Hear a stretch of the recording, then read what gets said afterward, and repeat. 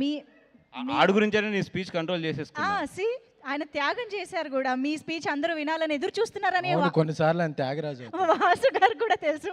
So please SKN గారి మాటలు. వాసు గారు లేకపోతే పక్కన ఆఫ్ బలం కోర్స్ ఉండదు. అందుకనే ఇద్దరిని పిలిచా. Yeah yeah yeah. So Thandel single hattrick సాధించిన గీతా ఆర్ట్ సంస్థకి. ఎందుకంటే సినిమా ఒక కాంపిటీషన్లో, ఇండిపెండెన్స్ డే కాంపిటీషన్లో 2-3 పెద్ద సినిమాల మధ్య వచ్చి ఒక విజయం సాధించింది. అదేంటండి, సక్సెస్ గురించే మాట్లాడాం.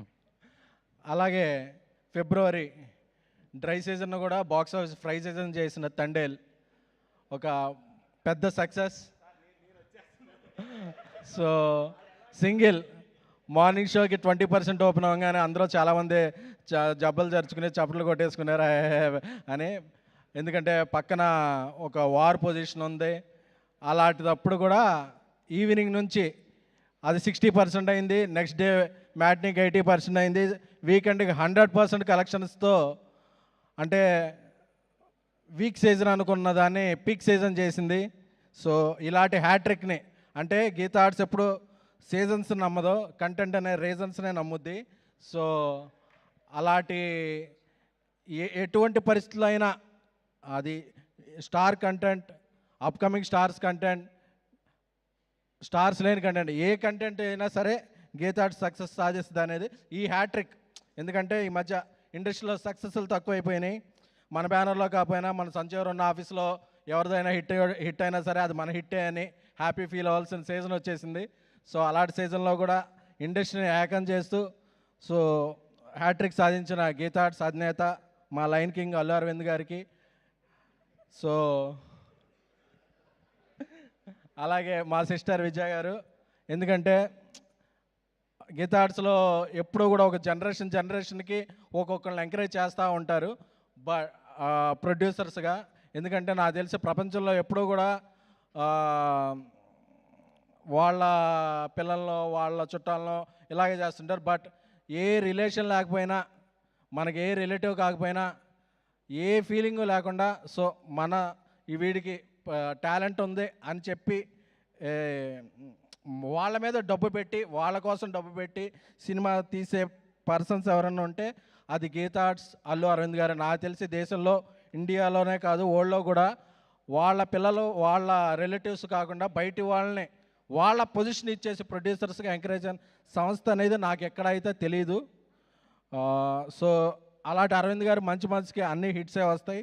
ఇప్పుడు విద్యా గారు కంటెంట్ రిచ్ ఫిల్మ్స్ పట్టుకుంటూ వరుసగా సక్సెస్ సాధిస్తున్నారు.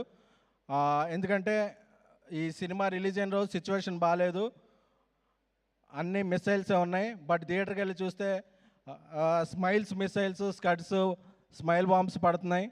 సో దీనికి కారణం ఏంటంటే శ్రీ విష్ణు గారు, వెన్నెల కిషోర్ గారు. అంటే నాకు RRRలో రామ్ చరణ్ గారు అన్నో తారక్ గారు ఒక యాక్షన్ సినిమా చేస్తే అలాగా ఒక వైబ్ ఉంటుందో అలాగా ఇది కామెడీ RRR. శ్రీ విష్ణు గారు అన్నో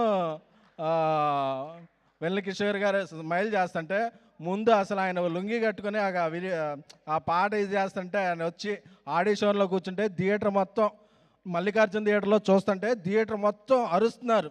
అంటే ఆ సమోసాలు తెచ్చుకుంటారు కదా, పేపర్స్ ఎవరో తెచ్చుకోలేకుండా ఈ సీన్లు చూసి సమోసాలు, వాటర్ బాటిల్ అలా ఇసిరేస్తున్నారనమాట. అంటే ఇది చాలా హ్యాపీగా చెప్పుకోవాలి. ఎందుకంటే అన్ఎక్స్పెక్టెడ్గా అరే ఏంటిది ఒక వైబ్ ఉంది. ఎందుకంటే థియేటర్లో ఆ వైబ్ రావడం చాలా కష్టం. ఎందుకంటే మనం ఐమాక్స్ ముందు రివ్యూలు మేనేజ్ చేయొచ్చు, మాట్లాడే వాళ్ళని మేనేజ్ చేయొచ్చు, కానీ థియేటర్లో నవ్వులు మేనేజ్ చేయడం అనేది కంటెంట్ ఉంటేనే అవుద్ది. సో అది ఈ సినిమాకి కంటెంట్ ఉంది. అలాగే కార్తీక్ రాజు గారు, ఆయన తమిళీన్ అయినా సరే తెలుగు పల్స్ బాగా పట్టుకున్నారు.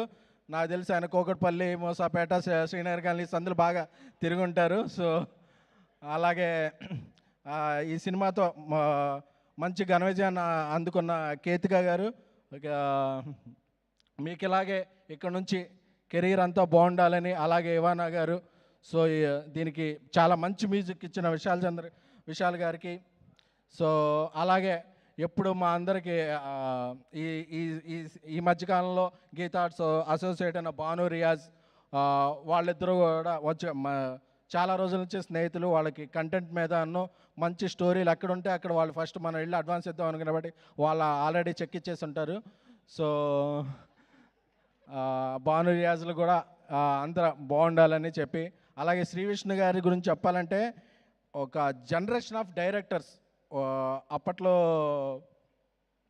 నాగార్జున గారు, తర్వాత నాని గారు, అలాగా కొంతమంది హీరోలు యంగ్ స్టార్స్ని ఎవరి దగ్గర టాలెంట్ ఉందో పట్టుకొని వాళ్ళందరికీ వరుసగా చేస్తుంటే ఆ నెక్స్ట్ జనరేషన్కి వాళ్ళు తీసుకొచ్చిన డైరెక్టర్లు ఎలా ఉంటారు. ఒక పవన్ సాందన్ గారు, ఒక హర్షిత్ గోలి గారు, ఒక వివేకాత్రి గారు, ఒక రాంబాబురం గారు, చాలామంది డైరెక్టర్లు ఇప్పుడున్న దాంట్లో అందరూ ప్రామిసింగ్ డైరెక్టర్లు ఎవరు ఉన్నారంటే వాళ్ళ డెబ్యూట్ సినిమా అన్నీ శ్రీ విష్ణు గారు చేసిన సినిమాలే. సో ఆయన స్వాగ్ డిఫరెంట్. సో మీ స్వాగ్ ఎప్పుడు అలా ఉండాలని, మీరు ఎప్పుడూ మాటలు అలా మింగేస్తూ ఉండాలని. సో గీతా ఆర్ట్స్ నన్ను పిఆర్ని చేసింది, ప్రొడ్యూస్ చేసింది. రీసెంట్గా నన్ను హోస్ట్ని, యాంకర్ని కూడా చేశారు. బేసిక్గా అరవింద్ గారికి, విద్యా గారికి ఎవరిని ఎలా వాడాలో తెలుసు. సో మన పిఆర్ఓ బ్రదర్ వంశీ వచ్చి అన్న మిలియన్స్ వ్యూస్ వెళ్ళి అన్న అన్నాడు. ఒరే కామెంట్స్ కూడా పడుతున్నారా నాకంటే, పర్లేదన్న వైరల్ అయింది కదా అన్నాడు. సో ఆ వైరల్ కంటెంట్ అంతా ఆ స్క్రిప్ట్ రాసిన వాళ్ళ స్క్రిప్ట్ రైటర్స్కి వాళ్ళకే అంకితం. So thank you. అదే నా ఫస్ట్ అండ్ లాస్ట్ ఇంటర్వ్యూ, మళ్ళీ ఎవరు అడగద్దు, మళ్ళీ చేయను కూడా. సో ఈ సినిమా సింగిల్ సక్సెస్తో మింగిల్ అయ్యి ఈ నెలాఖరు వరకు, అంటే సినిమా రిలీజ్ అయ్యాక వారా అయిపోయింది, ఐపీఎల్ అయిపోయింది, అన్నీ అయిపోయినాయి, కానీ సింగిల్ కలెక్షన్లు మాత్రం ఆగలేదు. సో అలాగా అరవింద్ గారి సినిమా ఉన్నప్పుడు అన్నీ అలా కలిసి వచ్చేస్తాయి. సో అది ఎందుకు అదృష్టం కలిసి వస్తుందంటే రిస్క్ చేసేవాడిని ఎప్పుడు అదృష్ట లక్ష్మి వరిస్తుంది. సో అరవింద్ గారు చేసే రిస్క్కి ఎప్పుడు అదృష్టం కలిసి వస్తుంది.